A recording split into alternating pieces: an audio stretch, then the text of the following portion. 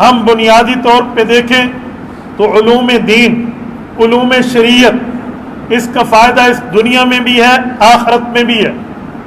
جو علوم دنیا ہے، جس سے ڈاکٹرز، انجینئرز، وکیل، بیوروکریٹ، جج، جرنیل بنتے ہیں، ان کا تعلق اس دنیاوی زندگی سے ہے۔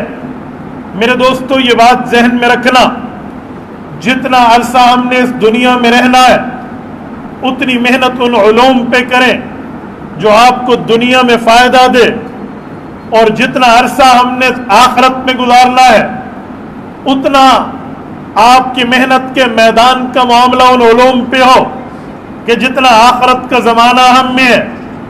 اب دنیا میں کتنا رہنا ہے، دنیاوی زندگی امت محمدیہ کی کتنی ہے؟ نبی پاک علیہ الصلوۃ والسلام نے فرمایا اعمار امتی من 60 الی 90، او کما قال رسول اللہ صلی اللہ علیہ وسلم، فرمایا میری امت کی اوسطاً عمر 60 سال سے لے کر 90 کے درمیان ہے۔ گویا 90 سال عام طور پہ یہ عمر ہے، اس عمر میں ہم نے دنیا میں رہنا ہے۔ اب آؤ ذرا آخرت کی زندگی پر، آخرت کی زندگی کتنی ہے؟ آخرت کی زندگی میں یوم قیامت، یوم حشر، میدان محشر کے پہلے دن کو کاؤنٹ کرنے لگا ہوں۔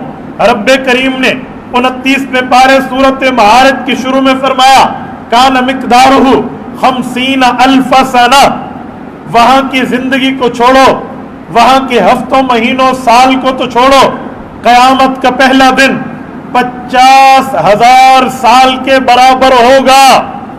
میرے مولا اس کے بعد کی زندگی فرمایا کألف سنۃ مما تعدون، اس کے بعد کی زندگی 1000 سال ڈیلی بیسس کی بنیاد پر یہ بندے کے لیے 1000 سال کا ایک دن ہوگا۔ اب میرے دوستو دنیا میں 100 سال، آخرت کا ہر دن 1000 سال، دنیا میں 100 سال، آخرت کا پہلا دن 50,000 سال۔ تو ہمیں دیکھنا چاہیے دنیاوی تعلیم پہ کتنی محنت کرنی ہے، اخروی تعلیم پہ کتنی محنت کرنی ہے۔ میں کالج یونیورسٹیز کے تعلیم کو ڈی ویلیو نہیں کر رہا، میں نے پڑھا ہے، پڑھنا چاہیے، لیکن میں کمپٹیشن میں علوم دین، علوم رسول اللہ، قرآن اور سنت کی وجہ ترجیح بیان کر۔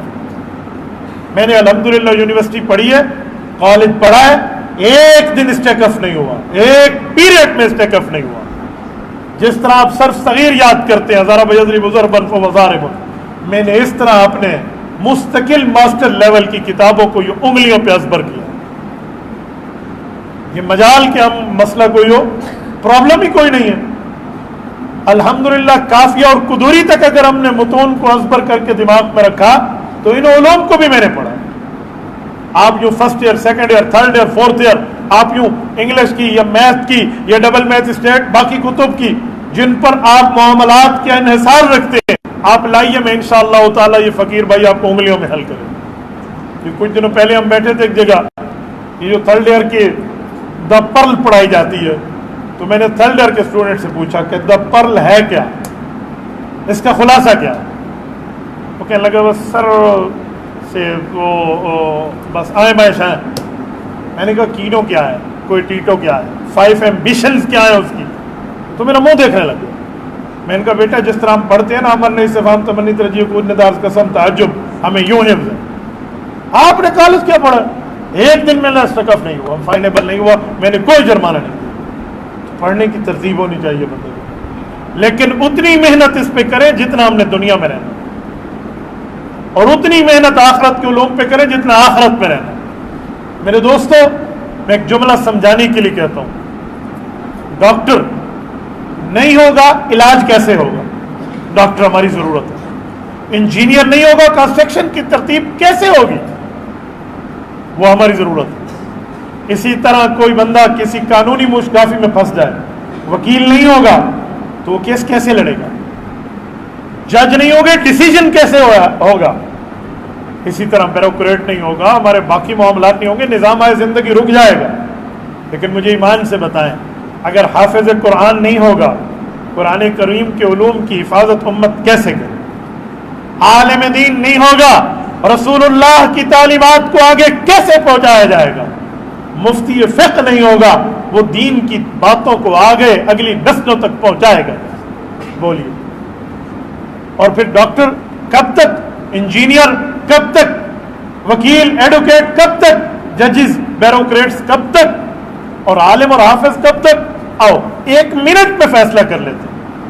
اللہ نہ کرے کسی کا باپ فوت ہو جائے, چاہے وہ دنیا کے آخری کارنر ہے نا, فجی آئل لینڈ, وہاں پہ بیٹھا ہو نا, وہ کال کرے گا, مولانا وقاص صاحب آپ اسکول کے بچوں کو نہیں مدرسے کے بچوں کو کہہ دیں میرے ابا کے لیے سورت یاسین پڑھ لیں. اب کہو نا اسکول کے بچوں کو میتھ پڑھیں, اب کہو فزکس پڑھیں, اب کہو نا کیمسٹری میں جابر ابن حیان فادر آف کیمسٹری کے حالات کو پڑھیں, فادر آف میڈیکل بو علی سینا کو پڑھیں نا, اب کہو بیولوجی پڑھیں, اب کہو نا, آپ کیوں نہیں کہتے؟ کہہ دیں نہیں, سورت یاسین پڑھ لیں, سورت ملک پڑھ لیں, اللہ کا قرآن پڑھ لیں, نبی کا فرمان پڑھ لیں. کیوں آپ اس بات کو جانتے ہیں, مانتے ہیں کہ اس تعلیم کا اثر دنیا کو کراس کر کے قبر پہ جاتا ہے, آخرت میں.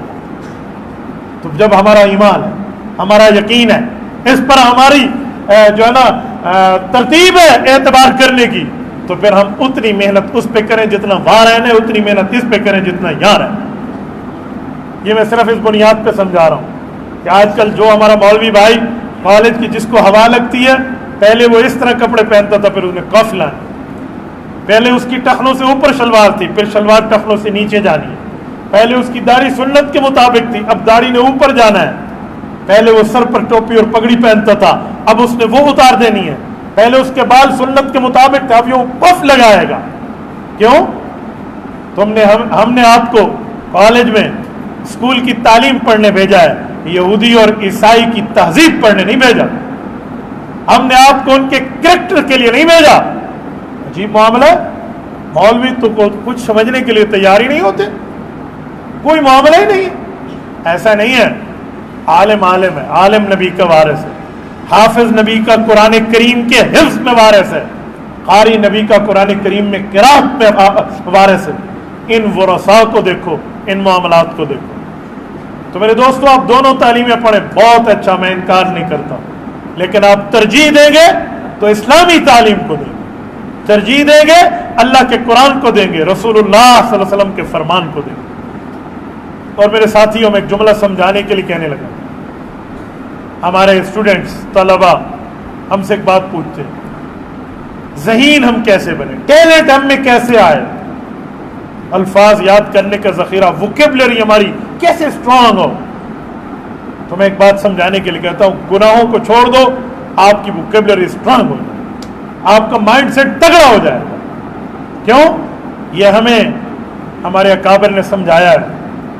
حضرت امام محمد ابن ادریس الشافعی رحمہ اللہ المتوفی 204 ہجری, اپنے استاد امام اعظم ابو حنیفہ رحمہ اللہ کے مایہ ناز شاگرد امام وکیع ابن جراح الحنفی رحمہ اللہ سے سوال کرتے ہیں, استاد مکرم ذہین ہونا چاہتا ہوں, میری ووکیبلری اسٹرانگ نہیں ہے, لوز ہے, میرا ذخیرہ الفاظ نہیں ہے, دماغ میں ذہانت نہیں ہے, ٹیلنٹ لانا چاہتا ہوں. تو انہوں نے فرمایا بیٹا آپ گناہوں کو چھوڑو, کیونکہ گناہ یہ اللہ کے نور میں باؤنڈری ڈال دیتے ہیں, دیوار بن جاتے ہیں, اور اللہ کا نور, اللہ کا علم کبھی گناہگار کے پاس نہیں آئے گا. شکوت الی وقی سوء حفظی فاوصانی الی ترک المعاصی فإن العلم نور من الہی ونور اللہ لا یعطی لعاصی. گناہگار کو نہیں ملتا. تو میرے دوستو گناہ چھوڑ دو. آپ ماشاءاللہ دنیاوی تعلیم پڑھ رہے ہیں, یہاں گناہ کے مواقع بہت کم ہیں, اور جب ہم یونیورسٹیز میں جا کے بات کرتے ہیں تو وہاں بات کرنے کی گنجائش ہے. آپ نے بھاولپور یونیورسٹیز کی بات سن لی, وہ اس فیصلے میں تو کہتے ہیں جی فیک نیوز چلی تھی, لیکن وہ باقی صحافی ان کو کہتے ہیں ہمارے پاس 100 ویڈیوز موجود ہیں. ابھی وہ مسئلہ حل نہیں ہوا تھا, پشاور یونیورسٹی کا علیحدہ شروع ہو گیا. ابھی اس کو سنبھال رہے تھے, رحیم یار خان یونیورسٹی کا مسئلہ علیحدہ حل ہو گیا. ہمارا ڈیرا غازی خان یونیورسٹی کا, غازی یونیورسٹی کا مسئلہ الگ نکلا. اور ابھی یہ اسی معاملات میں تھے کہ پرسوں کراچی کے ایک پرنسپل کی 100 ویڈیوز ہراسمنٹ کی آ گئی. تو وہاں تو ایک لائن ہے گناہوں کی. آپ ماشاءاللہ کہ اسلامی ادارے میں بیٹھے, यहाँ से पढ़ने वाला अगर आलिम होगा तो इंशाल्लाह डॉक्टर भी होगा। और यही बात तो हम इन्हें कहते हैं जो कॉलेज यूनिवर्सिटी में बैठने वाले हैं। आप हमें कहते हो आप क्या पढ़ा रहे हैं, मदरसे क्या कर रहे हैं? मदरसे से पढ़ने वाला आलिम डॉक्टर हो, तो मैं कहता हूँ यूनिवर्सिटी से पढ़ने वाला डॉक्टर हाफिज भी होना चाहिए। हाफिज होना चाहिए, अल्लाह हाफिज नहीं होना चाहिए। एक हाफिज होता है, एक अल्लाह हाफिज होता है, जानते हैं ना? तो हाफिज बनाए। किस जमाने की बात है, हमारे टीचर होते थे, अल्लाह उनको जज़ा खैर अता फरमाए। वो जमाना मेरा उस जमाने में था जब दीन के इतने करीब नहीं थे, तो गुनाहों में बंदे को अल्लाह माफ फरमाए, गाना सुन लिया तो याद हो गया, और क्लास में सर ने कहा जी सुना दे तो सुना दिया। ये माहौल होते थे। तो वो एक दिन मेरे पीछे जुमा पढ़ने तशरीफ लाए और बड़े खुश हुए कि हमारे स्टूडेंट माशाल्लाह मौलवी बन गए, तो आप भी कभी कॉलेज आ जाएं। तो मैं चला गया, तो मुझे वहाँ कहते हैं वजी वो आप जो सुनाया करते थे ना, वो वाला आप एक दफ़ा थोड़ा सा सॉन्ग थोड़ा सा गा दें अपने स्टूडेंट सुनाने के। मैंने कहा सर अभी गाता हूँ, छोटी सी एक मेरी भी ख्वाहिश है, मैं अपने उस्ताद के मुंह से छठा कलमा सुनना चाहता हूँ। अब तो मुंह पे 12 बज गए। उस्ताद मुकर्रम मुझे आपका एहतराम है, उस्ताद मुकर्रम मुझे आपका इकराम है, मुझे छठा कलमा आप सुना दें, वो सॉन्ग मैं गुनगुना लूंगा। बिस्मिल्लाह, शुरू फरमाए आप छठा कलमा। बेटा आप क्या कह रहे हैं? मैंने कहा सर जो आप सुन रहे हैं, चलो छठा नहीं आता तो कोई नहीं बात, आप 5वां सुना दे। ये जब हाल हो उस वक्त मैंने सुन्नत रसूल चेहरे पर रखी हुई, आप मुझे कहेंगे सॉन्ग गुनगुना दे। ये और बात है कि मौलवी खामोश है, वरना लोग क्या समझते हैं, वो कहते हैं ना एक शेर है ना, हमें खामोश के बरहम न हो आलम का मिजाज। सामने वाला ये समझ बैठा है कि कुव्वत गुफ्तार और दस्तार नहीं है, ऐसा नहीं है। तो मैं कहता हूँ अपने अंदर कमाल पैदा करो। हमारे वालिद मुकर्रम रहमतुल्लाह फरमाते थे कस्बे कमाल कुन के अजीज़े जहां शवी, वो ताकत अपने अंदर लाओ चाहे जिस मैदान में हो, वो महारत लाओ कि उस मैदान में तुम्हारे मुकाबले का माहिर ना हो।